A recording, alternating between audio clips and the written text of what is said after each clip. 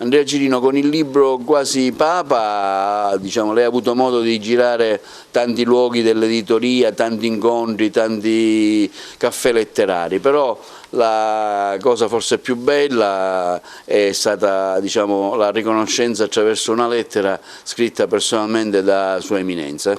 Ma guardi, io ho avuto l'opportunità di inviare questo libro al Santo Padre perché mi trovavo, quando sono stato a Torino alla presentazione del mio libro, al Salone del Libro appunto per presentare il mio romanzo,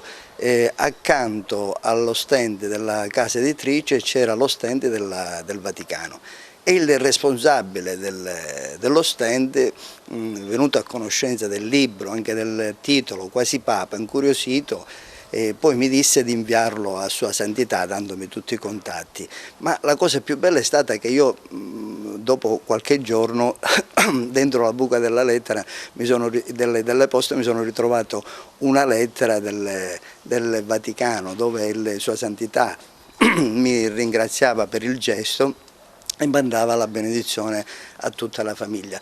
Questo è una testimonianza che voglio dare, perché un'istituzione così importante come il Vaticano pensa a tutta la gente, quindi non lascia niente al caso ed è un'istituzione, e tutte le altre istituzioni dovrebbero prendere esempio dalla Santa Sede. Ecco, lei continuerà la sua presentazione personale del libro, successivamente, diciamo, ora a settembre, ha delle tappe che ci vorrà dire.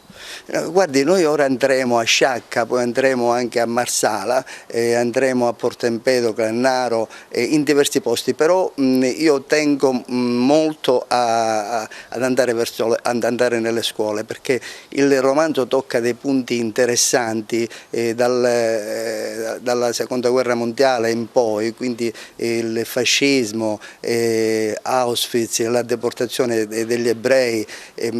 racconto alcune chicche sulla morte di alcuni papi, Pio XII e Papa Luciani, sul conclave di Giovanni XXIII, e mi dicono che è abbastanza interessante, quindi vorrei toccare anche le scuole e i ragazzi giovani per dare un messaggio anche a loro.